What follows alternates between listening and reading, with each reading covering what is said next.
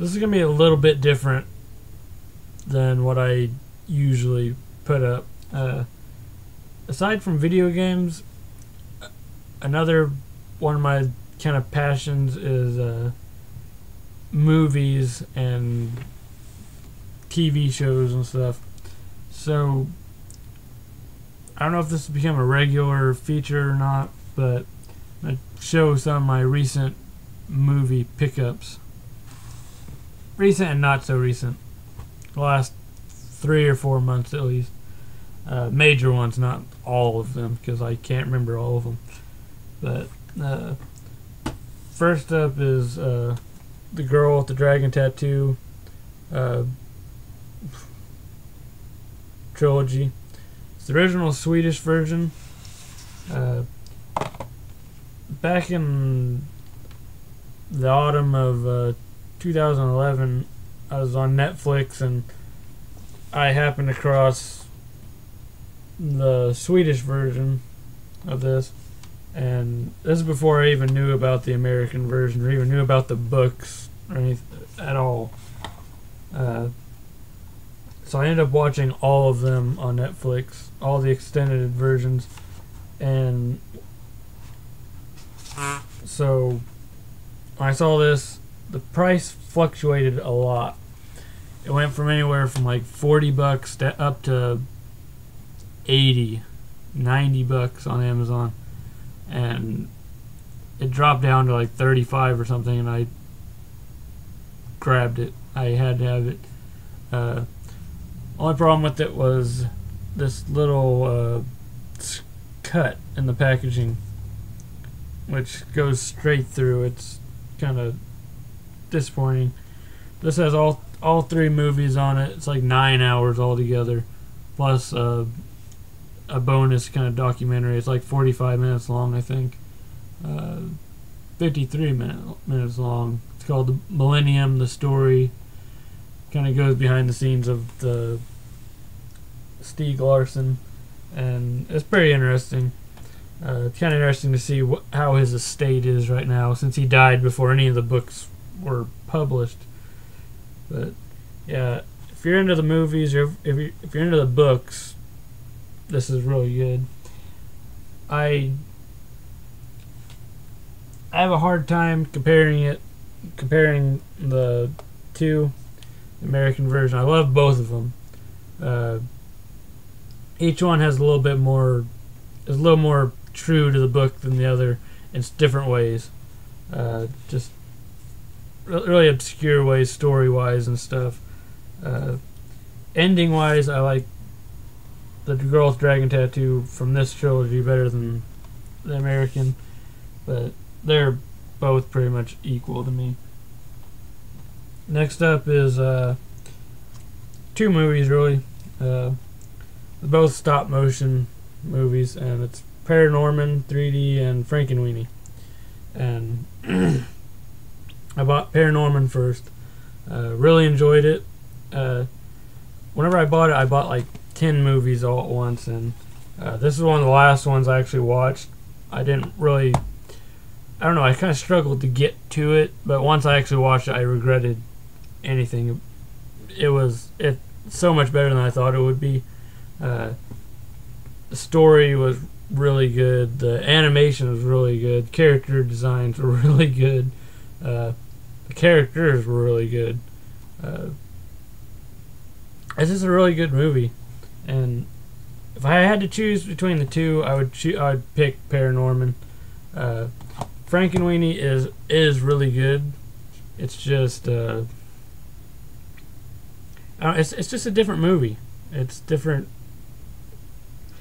It's really hard to explain. It is one of Tim Burton's better movies from recent memory. It's got good characters, good character designs and stuff. This one tugs at the heartstrings a little more, especially if you've like lost a pet or something. But I enjoyed both of them. I can't really put down one or the other. Just they're different, too different. But I know this one didn't get as good reviews and stuff. But even the credits for this one's really interesting to watch. All the way through the credits. At the end, you get to see a little Norman get put together, a little figure, and then he kind of walks away, I think. But both I would recommend buying, especially if you have little kids. Next up is Men in Black 3. I didn't really know what to expect going into this. I've always liked the Men in Black movies. First one was, it came out when I was like 7 years old, I think. They're good, solid, quirky kind of silly sci-fi movies, and really entertaining. This one's actually got a really touching ending. It was a lot better than I thought it was going to be. It's probably almost as good as the first one, and hardly have any of Tommy Lee Jones in this one. A lot more Josh Brolin, which he does a really good job. He's really funny. You get some really good characters back in the 60s, but you notice it's 3D. You notice a lot of these movies that I have are in 3D. I'm trying to build up a 3D collection, so I'm kind of future-proof or whatever. I don't know if 3D is here to stay, but if it is, it's like $5 more. If it's not, it's like $5 more. It's not that big of an investment. So, yeah, good movie. Next up is kind of a. I had mixed feelings for it, and that was Mass Effect Paragon Lost. I think the animation was pretty good, except for the mixing CG with traditional animation. I always hated that. But some of the characters are pretty good. None you really get attached to or anything. The ending is wow. The ending's really good. I wish they'd gone with a character, had focused on a character that was a little more engaging. Vega was not my favorite character from Mass Effect 3. Freddie Prinze Jr. does a good job. He does well with what he's given to work with, but there's not really a good consistency between this, which takes place before Mass Effect 2 even, between what you see in this and in Mass Effect 3. It's like two completely different characters. He's all nice and stuff in this. I mean, they try to explain why he's a total douchebag in Mass Effect 3, but it just kind of hammers to the point why I don't like Mass Effect 3. But animation's pretty good. Some characters are kind of strange. Weird kind of, I don't know, it's like a stormtrooper effect, kind of. Except when a character needs to die. Then the stormtrooper effect's gone. Then it kicks back in. But like I said, the ending's really, really good. It's kind of like, I wasn't expecting it. If you're a Mass Effect fan, read up on it, and if it intrigues you, pick it up or rent it or something. If you're not into Mass Effect, this has nothing for you at all. Not even if you're just an anime fan. It's, I don't know. And the special features are pretty much just commercials for EA. You get a tour of the EA thing. It's pretty much it's really a commercial for Dead Space 3 or whatever. Next up we have Terminator Salvation Director's Cut. I'm not a big Terminator fan. Never have been. I remember watching him as a kid and stuff, so I don't have this great love for the series or anything like some people do. But I actually really enjoyed this. It's probably my favorite Terminator movie. I know some people will just kill me for saying that, but there's some really good acting in it. especially Sam Worthington. He did a really good job, especially in portraying his little revelation late in the movie. Yeah. Yeah, I really enjoyed it. It's not amazing or anything, but it's my favorite from the series. Next we have Sherlock Holmes: A Game of Shadows. I love the first one, and it's more of the same. It's really good. I am completely convinced that in order for Robert Downey Jr. to be this cool, same with in Iron Man and stuff, he's probably a total douchebag in real life. He's just so entertaining in his movies. Same goes for Jude Law. They interact with each other really, really well. And Jared Harris plays Moriarty. He's a really good bad guy and stuff. I remember he was in the second season of The Riches, and I really wanted to see where season 3 would have taken him if season 3 had happened. But it was really fun to see him again. I think I saw him in another movie recently, but I can't remember what it was. I don't know. But yeah, Game of Shadows, more fun. His Noomi Rapace from Girl with the Dragon Tattoo and Prometheus. Yeah. Next we have Looper, which when it came out in theaters I didn't really know what to expect because I kind of blew it off because I'm not a huge fan of Bruce Willis's recent stuff. I don't know, but so I skipped over it at theaters, but when it came out on Blu-ray, somebody on YouTube gave it a really positive review, so I gave it a chance, and it's an excellent movie. It's not as focused on Bruce Willis as I thought it would be, which is a good thing, because it's nothing against Bruce Willis. I mean, it's not nothing to do with that. They just did a really good job of balancing the story out with him, between him and his younger self, portrayed by Joseph Gordon-Levitt. I also thought, whenever I first saw previews, I thought there were 3 actors, but there's Bruce Willis, Joseph Gordon-Levitt, and this guy. But then I found out this is actually Joseph Gordon-Levitt in prosthetics to make him look more like someone who would age into Bruce Willis.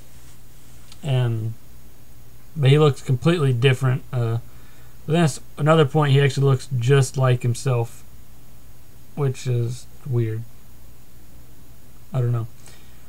Yeah, it's a really good movie about time travel and stuff, and mafia and telekinetics and stuff like that. So if any of that interests you whatsoever, please pick this movie up. It's so much better than I thought it would be. Yeah, that's Looper. Next up we have The Amazing Spiderman, which I feel really guilty because just like Looper, when it came out in theaters, I blew it off, didn't want anything to do with it. Mainly with this one because I was so attached to the Sam Raimi trilogy. But yeah, it's so much better than I thought it would be. They did a really good job. CG looked a little bit better than I was expecting.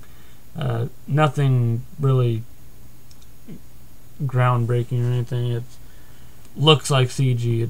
It's I don't know. You'll notice that this is a just Blu-ray and DVD ultraviolet copy. I bought it before I got in this whole 3D hype thing, so expect to see the 3D version in the future. But yeah, this really good movie, way better than I thought it was going to be. Next up is Ted, unrated version. I'm not a big Seth MacFarlane fan, but I really enjoyed this movie. I don't know. I guess it might just be the Peter Griffin character and the American Dad stuff I don't like, but he did a really good job with this, especially with the nice turn your brain off kind of poop humor you get in this, especially in the sex humor and stuff. Only thing I don't like about it is the moral of the story, and that's if you have a really hot girlfriend like Mila Kunis, it's totally okay to blow your friends off, your best friend in the whole wide world. Just forget about them and go have a life with a hot chick. Yeah. It was fun movie, turn your brain off kind of stuff. Next up we have Age Continental Drift 3D. It's a good, solid Ice Age movie. Looks really good in HD. Really good voice acting from everybody, particularly John Leguizamo as usual as Sid, and Wanda Sykes as his grandma, his granny or whatever she's called on here. Only person I don't care for on this is stupid Queen Latifah. I don't like her. I don't like her in anything. I don't know. I just don't like her. And then there's Manny's daughter. I wanted her to get crushed and killed and whatever. She's a total bitch in this movie. I want her to go extinct. But yeah, good movie, especially if you have kids. And looks really good in HD. Next up is Dark Shadows. That was a pretty good movie. Had good visual style kind of thing. Some good performances from Johnny Depp and who else is in it? Eva Green. And one thing, you can see Eva Green in a very sexy dress with a lot of cleavage, driving a sweet like 71 Cuda, 71 or 72 Cuda.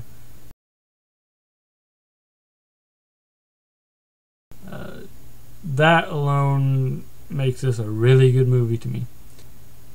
Only person I didn't really like in this movie was Chloe Moretz, or Chloe Grace Moretz, or whatever her name is. I really enjoyed her in Kick-Ass. She was really good in Kick-Ass. But she is horrible in this movie. I don't know if it's her or she felt like she's overacting. I don't know if she's trying to get into the whole 70s, vibe or whatever.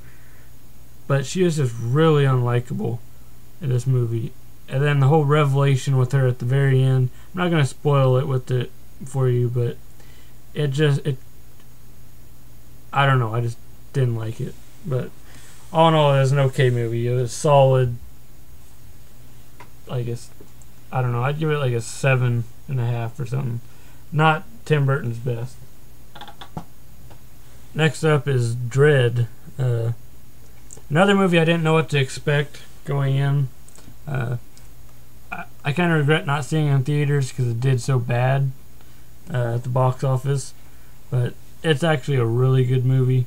I'm a big fan of Carl Urban's ever since he was in The Lord of the Rings. I liked him in Doom and everything.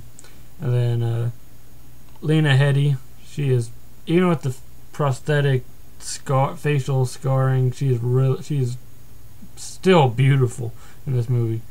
And then Olivia Thirlby, I never even heard of her till this, and she is just breathtaking in this movie, and only in this movie. I don't really particularly like her in anything else. The visual effects in this movie are amazing, especially for the budget. I think it had like a $50 million budget, which really isn't that much for this kind of movie. They did a really good job. Even the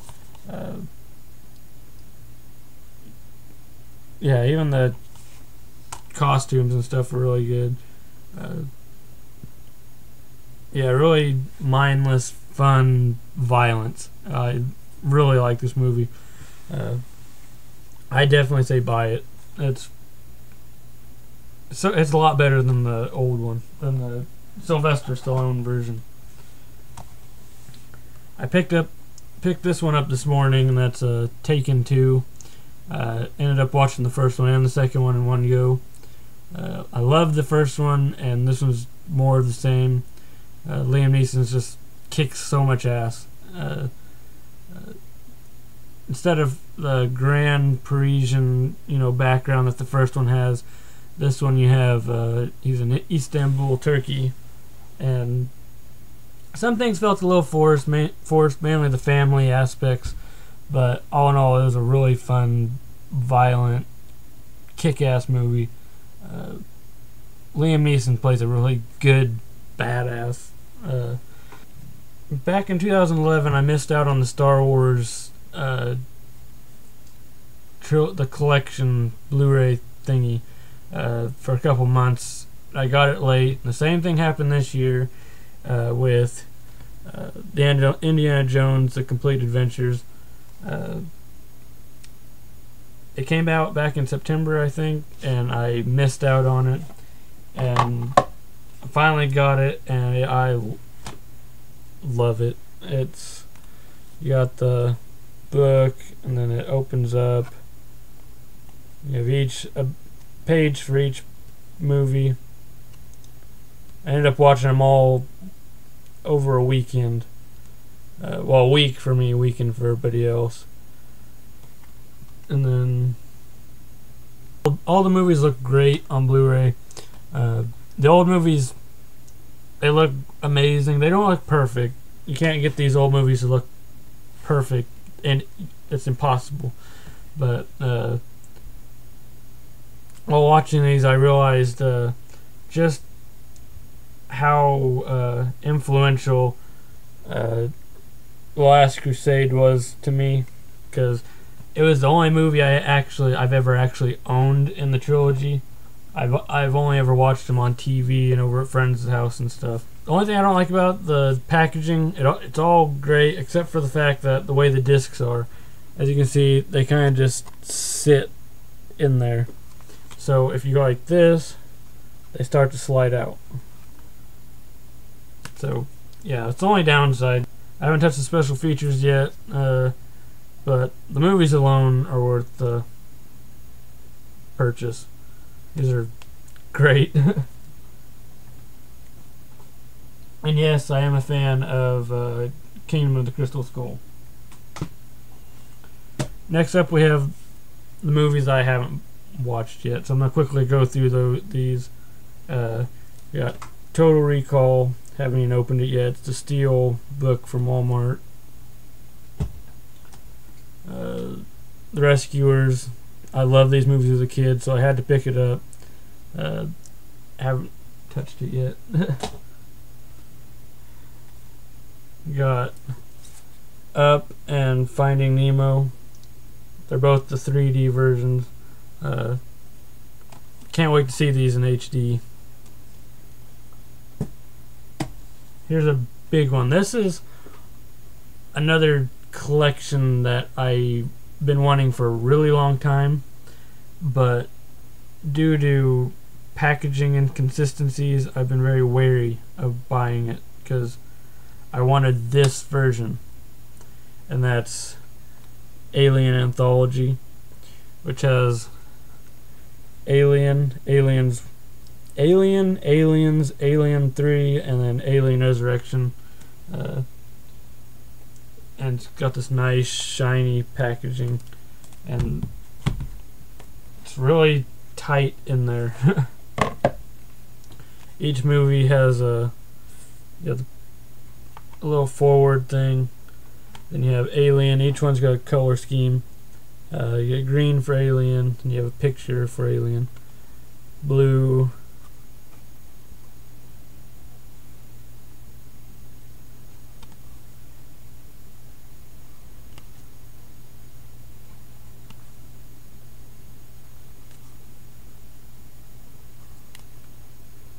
There's special features. You have the Making the Alien Anthology and the Alien Anthology Archives. And you have credits for each one in a little booklet. But you have this excellent packaging. As you can see, the movies are, unlike the Indiana Jones collection, they're actually set into the page, so you have to kind of pull it out. But yeah, these movies scared the absolute crap out of me as a kid, so can't wait to dive back into these. Might put one on tomorrow and just one each day after work, or Saturday, whatever. Next is a DVD that of a show that I used to watch as a kid back on Adult Swim, back when Adult Swim showed a lot more anime, and that's season 1 of Case Closed, One Truth Prevails, Detective Conan, whatever. It's got the first 26 episodes. I loved this show as a kid because it had to do with, it was kid-like, but it had adult themes like murder and, you know, that whole mystery aspect. And I think these were labeled under the Viridian collection or whatever. When I ordered this, it had the Viridian collection, whatever, on it, but when I got it, it doesn't have anything to do with the Viridian collection, doesn't have it anywhere, and then the packaging is actually different. The Viridian collection had all 4 discs on the actual sides, but this one actually has the pages for the discs. So I thought that was kind of interesting. I like this a lot better than the way they were. So I can't wait to dive into this, watch all these in one go, pretty much. Then hopefully I can finish this and get the rest of the seasons they have available. I think there's like 5 altogether. I might be wrong about that. I can't remember. But yeah, really can't wait to get into that. Last but not least is something that's actually really special to me because I used to watch this show all the time with my dad. We'd stay up till like 10 o'clock or whatever, 10 or 11 or midnight or whatever time it was on WGN back 5 or 6 years ago. And that's Corner Gas, the full tank collection thing. It's got all 6 seasons in one box set. I already have the first 2 up here, but the rest of these were so freaking expensive. I think they were going for like anywhere from $50 to $60 for each season, and this whole thing was like $70, I think. So I got this for my dad for his birthday, and he loved it. So yeah, I couldn't find anything on this whenever I was looking into buying it. Couldn't find any pictures, videos, so I didn't know what to expect. I didn't know if it was a completely different packaging or if it was the way it was, each individual season boxed up. And I'm going to do a whole video on this one just to clarify that. And I lied, that wasn't the last thing. I was watching TV like I do in September, I think, August or September. I was watching AMC. No, not AMC. Turner Classic Movies, that's what it was. Turner Classic Movies. And they were showing these old movies. I love old movies. And they were called The Thin Man. And turns out they're a whole series. I watched a couple of them on TV, and my dad loved them, so I ended up getting the Thin Man collection, which has 6 movies plus a 7th bonus kind of feature. It's got all. It's got the Thin Man, After the Thin Man, Another Thin Man, Shadow of the Thin Man, The Thin Man Goes Home, and Song of the Thin Man, and then Alias, Nick and Nora, which is the special features. I might go over this one too, because these are actually really good movies if you're into nice, lighthearted mystery movies. I think they're from the late 30s, early 40s. Might be mistaken. It's roughly there. I think the DVD extra has mystery and musical shorts, 2 radio dramas, vintage cartoons, TV series pilot. It starred William Powell and Myrna Lloyd. It's, you got the little dog there. That's what I'm gonna do. I'm gonna do a video for this and Corner Gas. I'm gonna leave these right here. The first time I recorded this, it was like an hour and 10 minutes long of nothing but talking. So that's why my voice is kind of shot. So add another 37 minutes. Hopefully I can edit it down to under 20.